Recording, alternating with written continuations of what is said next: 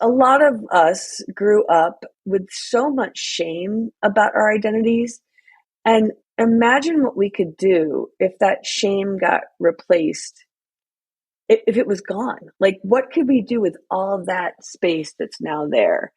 I just took the time to go through every single message, respond, give them my advice. Back then, we weren't able to really do that, right? Like, we weren't able to connect with people on this level.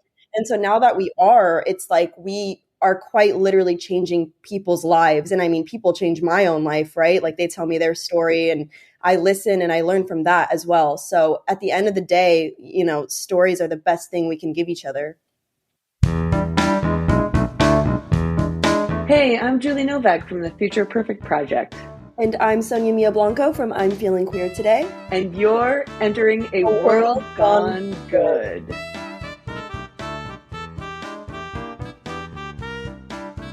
Well, hello, my name is Steve, and this is the place where we highlight everyday people making good happen each and every day. Welcome to World Gone Good.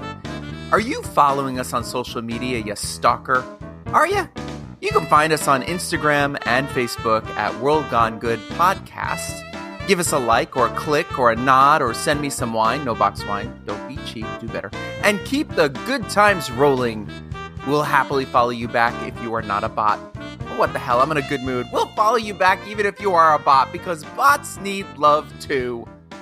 And for following us on your socials, we say, as always, thank you, you good bots, you.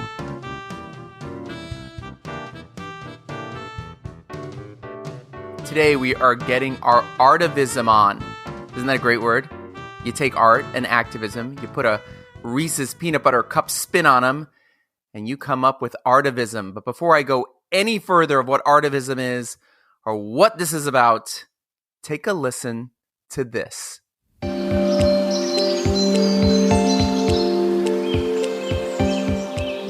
My first crush was in 7th grade. It was this girl who I'm still friends with today. She was probably the coolest girl ever. She still is.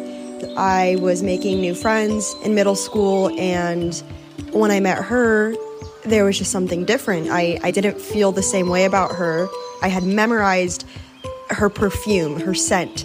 I had her over for play dates and stuff, and I was obsessed with the feeling that I had because it felt so wholesome and so pure. Like, I know she sees me as a friend, but I don't feel like I want her to be my friend. And that was a really confusing, scary feeling for me. I ended up telling one of my other close friends, and she ended up kind of revealing my crush to her. I was super scared because that was a really big deal. I didn't want to mess up our friendship or anything. And, this crush continued to my first year of high school. And she knew that I liked her, but she told me, she's like, I know, and that's okay, but I am straight, and I am your friend, and there's not really a future for us in that way, but I don't want to lose you because you're super cool. And I will never forget that, like, ever. I'm 20 years old, and I'll always remember that. It did change my life. I was like, wow, I did get rejected, but in the best way possible. My first queer love was at the end of high school. I just could not take my eyes off of her. She was so beautiful. I had no idea what her sexuality was, but her style was immaculate. I was pretty dorky around her. I finally built up the courage to ask if she wanted to hang out. And over time, we never really even established what our sexuality was, but we kept hanging out over and over again, and we kissed one night, and we dated for quite a while after that. I'm really happy she was my first love. That is a distant memory, is precious and something to hold on to for a long time.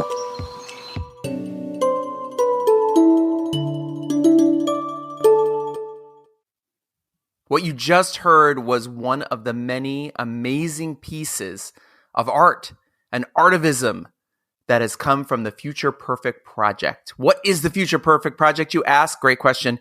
It's an organization that encourages the next generation of queer youth to speak their truth and sing their songs of tomorrow. We are talking writers, artists, producers, singers-songwriters, musicians, and more, all from the ages of 13 all the way up to 22, having a place to share their voice.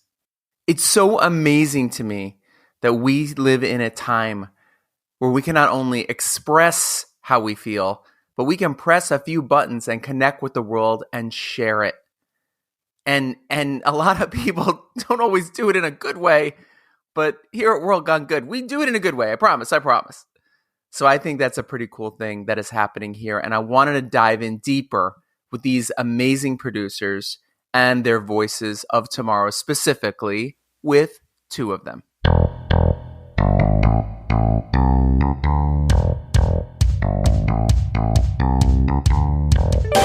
Here come Julie Novak and Sonyamia Blanco from the Future Perfect Project to share their good journeys.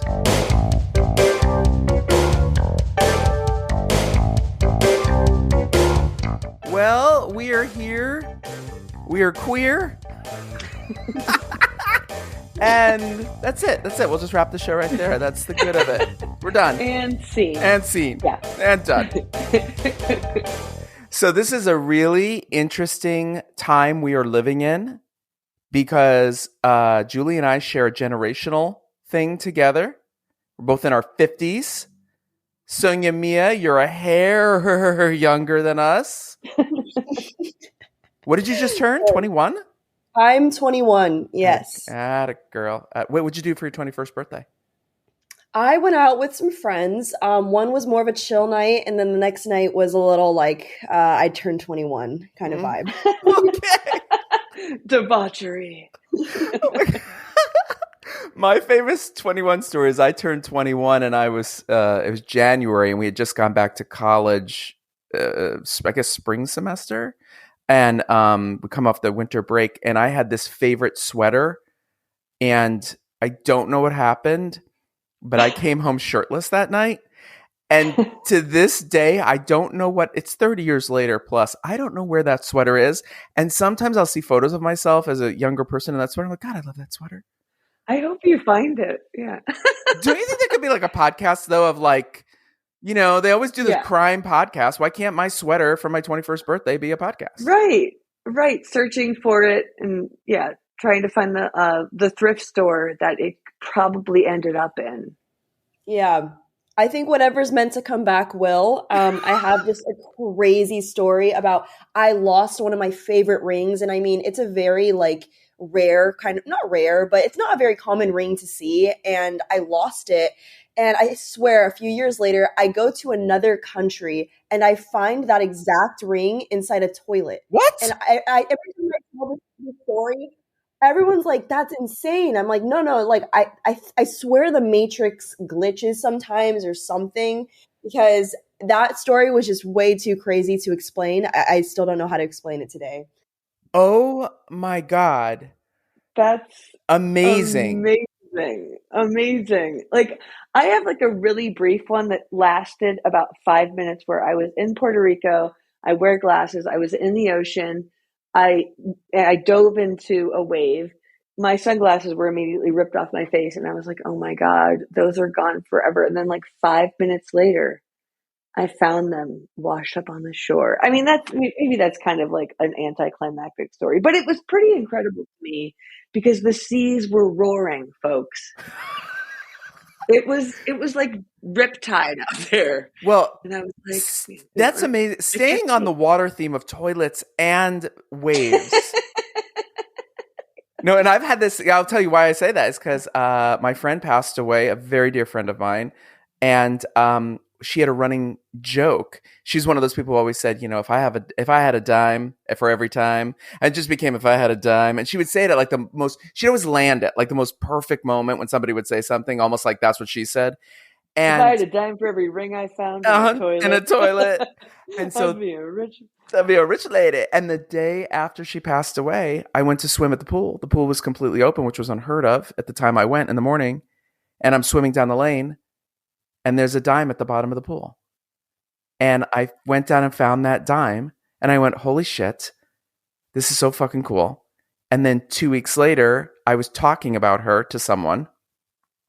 And then I called my husband and told my husband about the conversation we had. And he went out to the garage and there was a dime waiting for him. So I turned both of those dimes into necklaces and gave them one to her daughter and one to her best friend. So we all share water. Are we Aquarians? No, who cares? Who Wow. cares? Let's get to it. So this is a future proof. No, I gotta tell you, my audience, no, this show should be called World Gone Tangent. Okay, future, Right. future perfect project. My first question is this: that's quite a name, which has a what do I want to call it? A weight to it, but also an expectation, because the word perfect is in it. It's really an intention. The idea behind our mission being that we believe the amplification of young queer voices is a declaration for a better future for us all, or a more perfect future where everyone is able to be safe, seen, and celebrated in their homes, in their communities, and in the larger world. And that is the intention, because we also have found that the young people we work with, a lot of them are living in a future that hasn't happened yet. They know things that we don't know. Their sense of social justice, their sense of agency, their sense of knowing right from wrong and understanding just so much more than we did as when we were young people. I mean, with access to so much information and with the acknowledgement by them of the queer elders that have come before them, they're really empowered to explore, to assert themselves, to exist in a way and help create this future and bring us along with them. And it's definitely one that's much more liberated, and steeped in equity and equality for everyone. Being gay is perfect, and for a long time it's been seen or perceived as the opposite, right? So it's kind of ironic now that it's being called perfect, because at the end of the day, that's exactly what it is. There's absolutely nothing wrong with it. It's beautiful. We only contribute a lot of happiness and joy into this world, so just wanted to add that in there. Listen, you go back to old films, because I'm a film buff and I went to film school. La da da, whatever. What did that do for me? But here's the point. The word gay was used all the time for that purpose. You were happy and gay. That was in everything. But here's a question I have to ask for you, Sonyamia. Do you look at, oh God, I can't believe I'm going to call myself that, an older gay person like myself?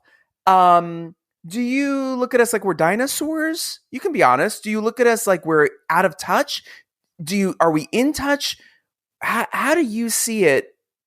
Or is it a mix depending on the person?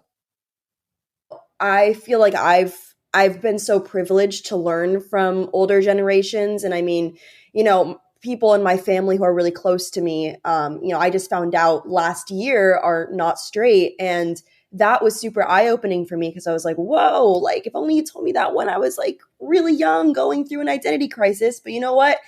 I learned finally, and it's interesting. I think that to me, it doesn't matter what age you are. It matters about what experience you're willing to be vulnerable and open about.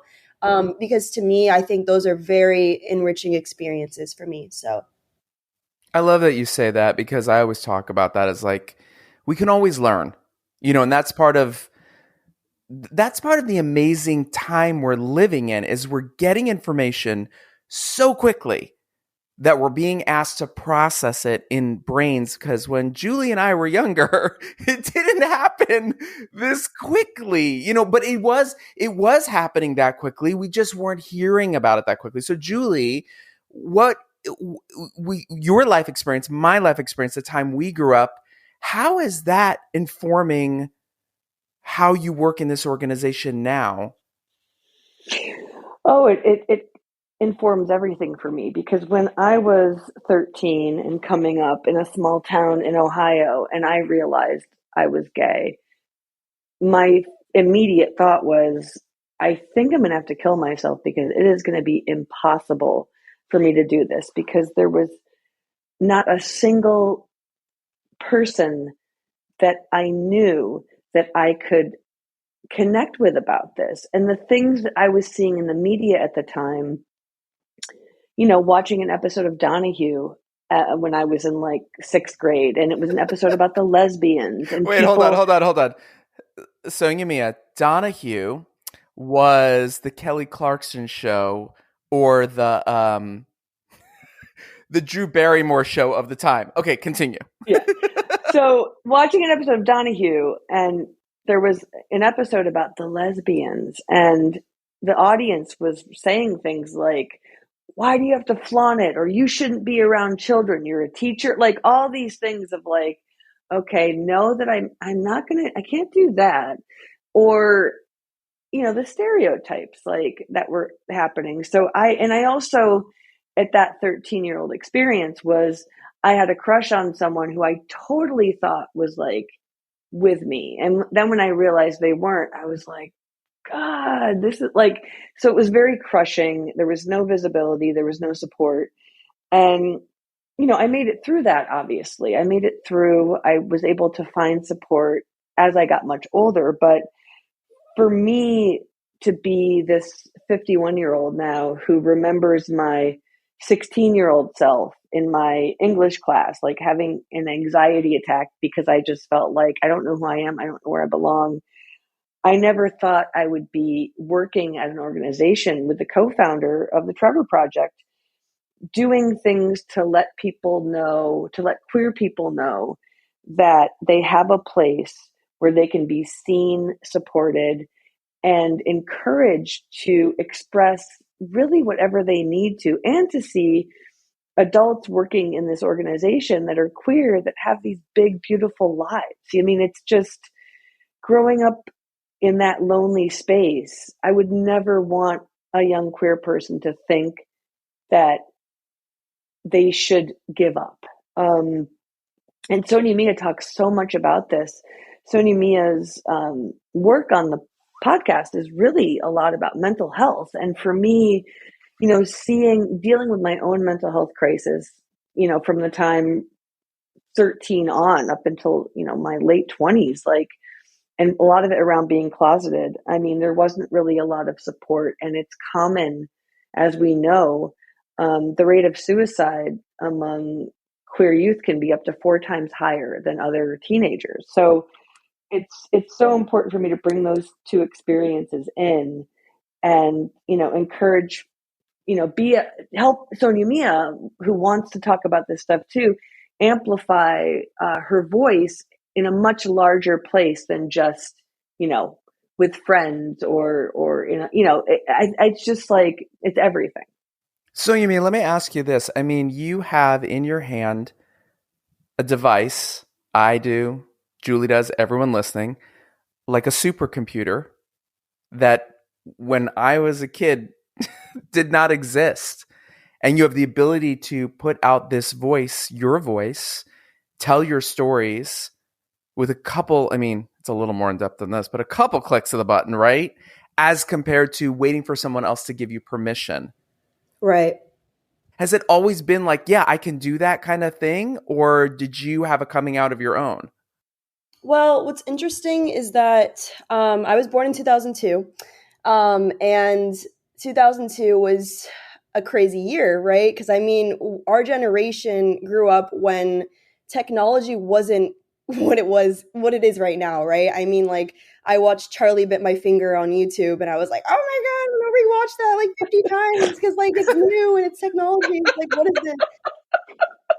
When I was in high school, a senior in high school, everyone around me was making TikToks, right? And I was like, I'm not going to get into that. It's a Vine. I can watch the videos. I don't think I'm going to create anything, until one day I decided to, and it got a lot of views. And I was like, oh my goodness, that's crazy. So I started posting more videos, and it was basically just surrounding a lot of like gay relatable content. And I had DMs on my Instagram, on my messages on TikTok from like people all over the United States, really. Some people were out of the country as well. And they were basically saying like, it's so inspiring to see you put your authentic self out onto social media, right? Because I mean, everyone is able to see that. And I had people reaching out saying, I'm having trouble coming out to my parents, sharing with my friends. et cetera, et cetera. And, I just took the time to go through every single message, respond, give them my advice.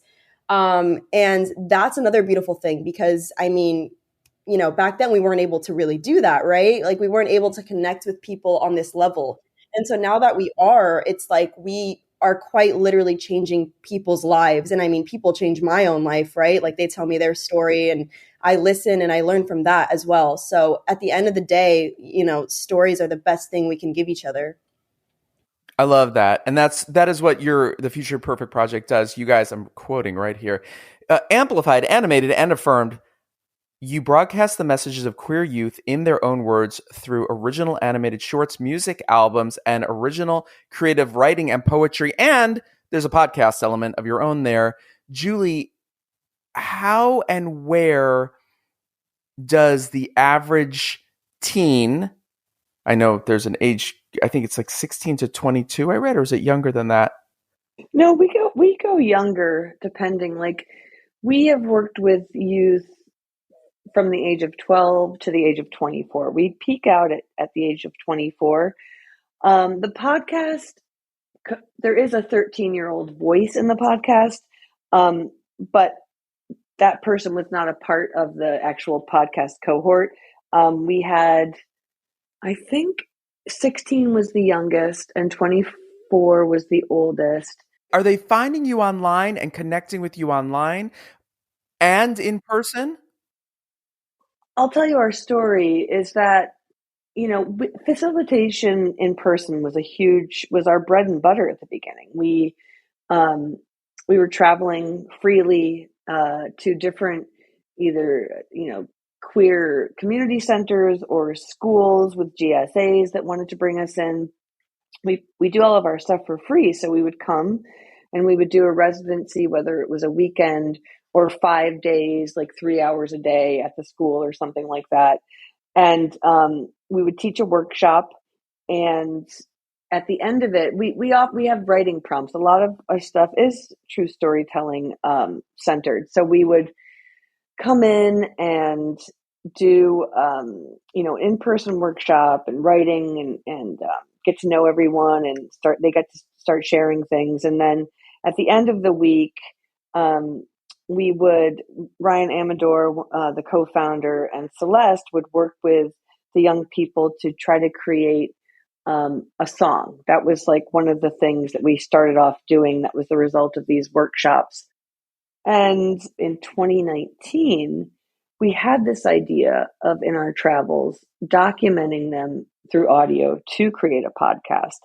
But what we found was that they were often pieces that young people were writing. It wasn't actual conversations with them or conversations they were having with each other.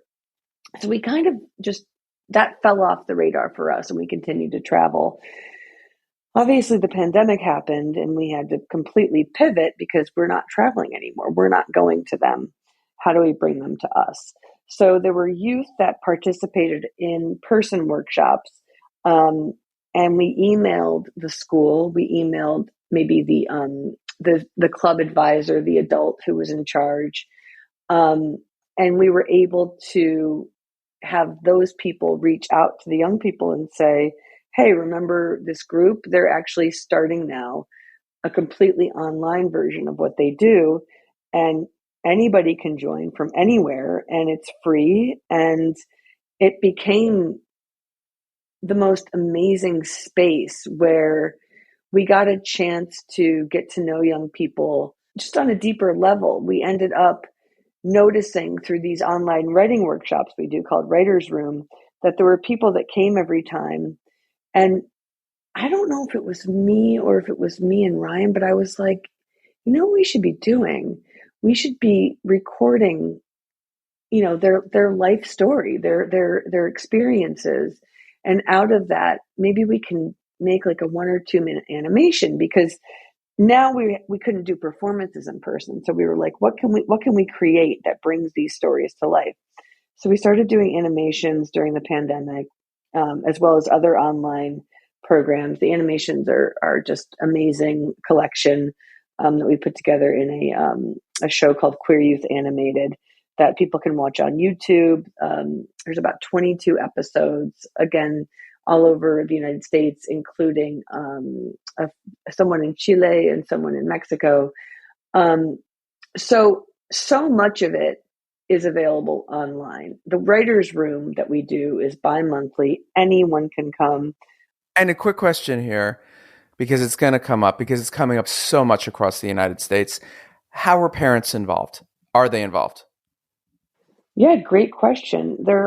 Of course, what makes some of the online programming really great for young people is that they can do it without their parents knowing like where they're going, because where they're going is into a room that's within their own bedroom on a computer.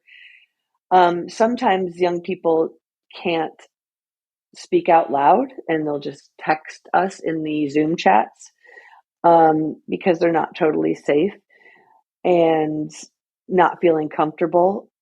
There were a few young people doing the podcast that were under 18 that we had to legally say, you have to get parental consent. A lot of the time, the parents really are on board. There haven't been a lot of issues around that so far, luckily. Sonyamia, let me ask you a question about the world. All right. Do you see the world as a hopeful, positive place? And the B question to that is, do you see yourself as a gay, lesbian, queer person in a hopeful, positive way in the world the way it's shaping? That's a deep one. That's an interesting question because I know, I'm a very curious, adventurous person, and I do want to travel eventually, once I'm out of college and I can travel. So that is something I've always been really excited about because I feel that I was very privileged growing up with who I am as a person. When I was 5, I told my mom that I was gay, and she said, "You don't know what that is because you're 5 and you just don't know what that is."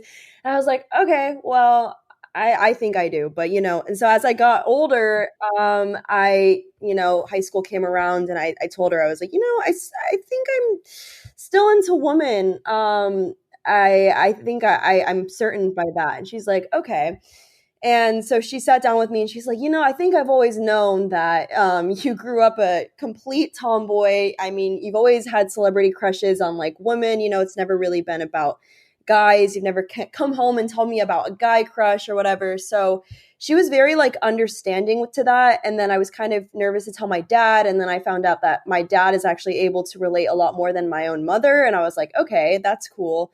So, sitting here now, I'm just like, oh, I'm so excited to travel the world, being able to express who I am freely because I was given that privilege growing up. But at the same time, like, that's why I feel a sense of safety in the world, like navigating that for myself. But I can definitely see, I know people personally who are like scared to travel to this place because they're like, oh, gay rights aren't really accepted there. And, even me, like, I mean, I don't really want to travel to a place where it's like that at all. But in general, like I said before, like I try to stay as optimistic as I can, being who I am, because at the end of the day, we are in 2024. And, I am just trying to be as progressive as I can in that way and just lift people up. But that's all I can say from my own personal experience. I know that it looks different among like many, many queer youth and individuals. But at the end of the day, like I just want everyone that I come across knowing that it's okay to be yourself around me, at least, and it's okay to be yourself in general. But I want them to know that they have a safe, comforting place to come to whenever they're in conversation with me. I have one question that I want to ask you. There's a wonderful word on your website called artivism, which I fucking love. Yeah, I mean, it's art as activism. I think that there's a saying by Tony K. Bambara, the role of the artist is to make the revolution irresistible.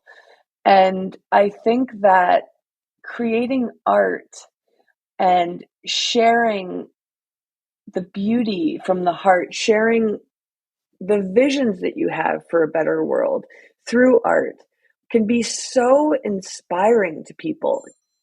I know for myself, with this work, I've seen people really blossom and step out of shame or self-consciousness they had, create a piece where they really feel like they got to be them full selves. A lot of us grew up with so much shame about our identities. And imagine what we could do if that shame got replaced, if it was gone. Like, what could we do with all that space that's now there?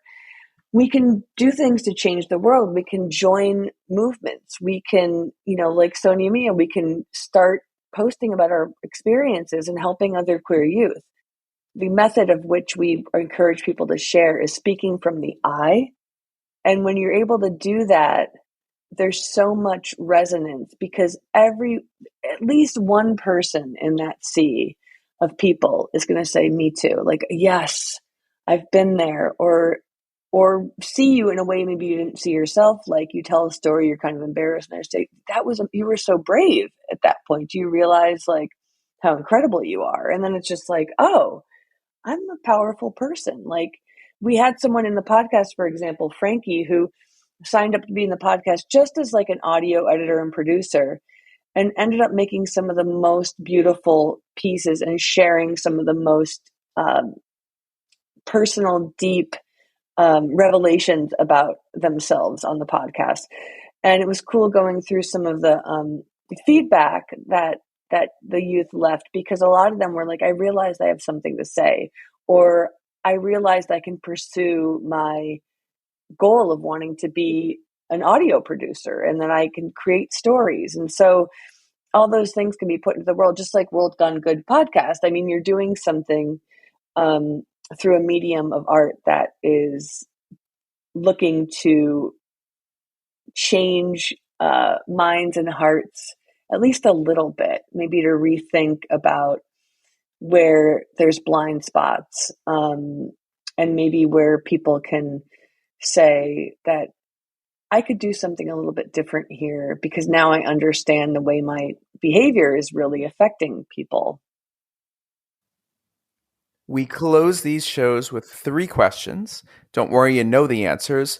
Julie, where do people find Future Perfect Project and get more information and get involved? Yeah, go to thefutureperfectproject.org. You can see our website and learn all about us, learn all about our programs and ways to get involved. There's actually a Get Involved page where you can sign up for our youth network. You can make a donation. You can watch our media, join our mailing list, so many different things. And you can also find us on TikTok and Instagram at the Future Perfect Project, YouTube as well.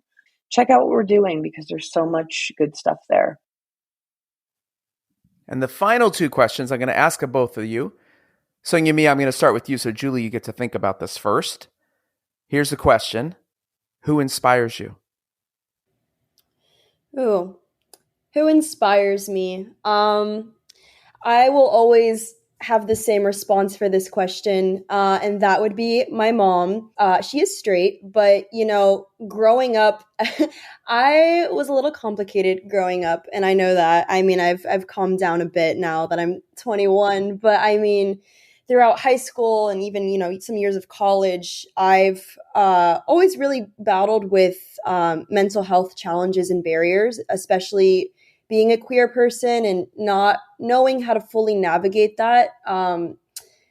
It's been a rough journey, but at the end of the day, it's been, I just wouldn't really be who I am today without having gone through all of that. But my mom has always been that support system for me. And she's always inspired me to just really do what my heart wants to do. Like, I know going into college, I was like, I really want to be into film. And I'm like this artsy girl. Like, I'm passionate about this. And she's never been one to be like, no, you got to change your career path or your dreams, or you got to change who you are. Like, if anything, she's always been in full support of who I am and what I want to do. And she, raised me she raised me and my younger sister as a single mother for years, until, we were finally both off to college. And I mean, the strength of that is incredible to me.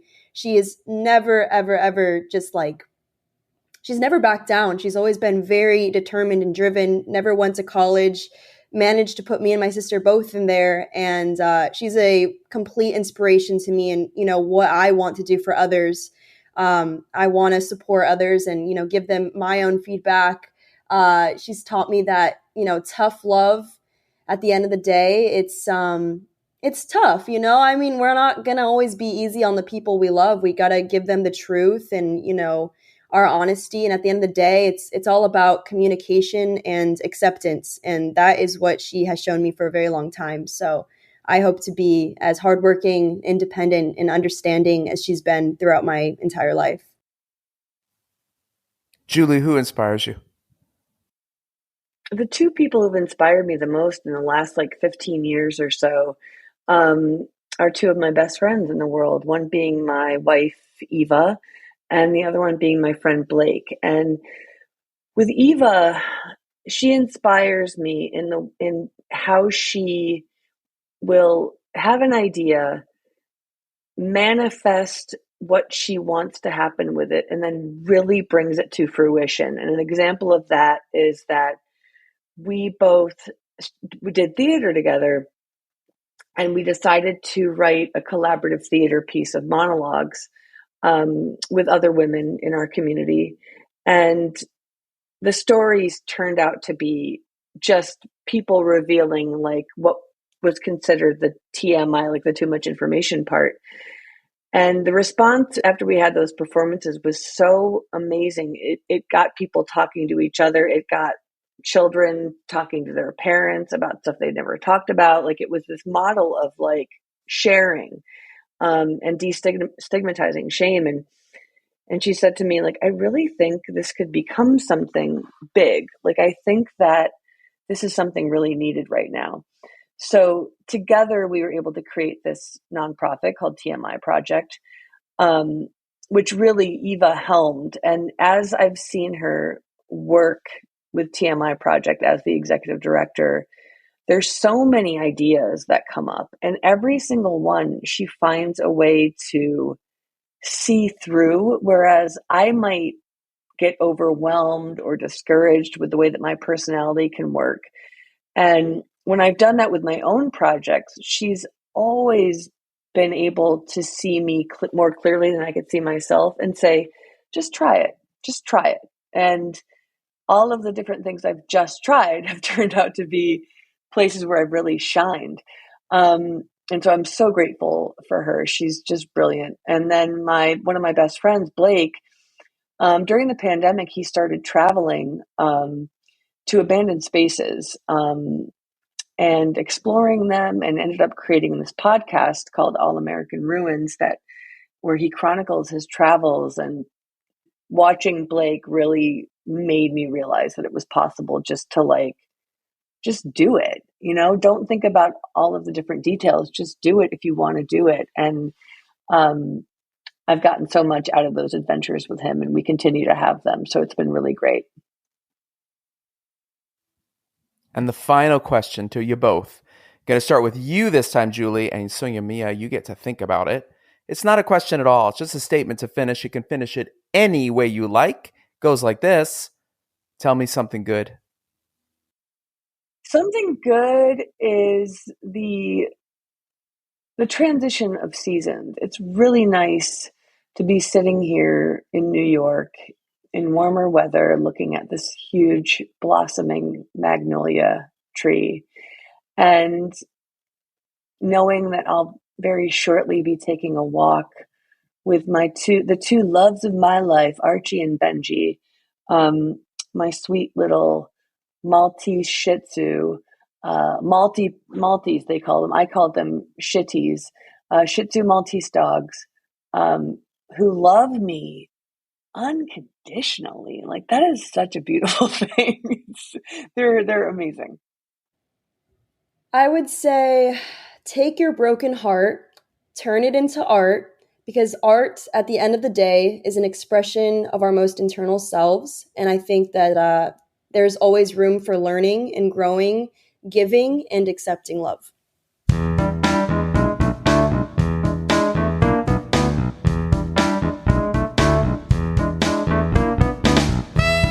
Thank you, Julie and Sonyamia, for sharing your good selves with us. Go check out the Future Perfect Project for more good times. Next time on World Gone Good. I'm here to serve, to be of service.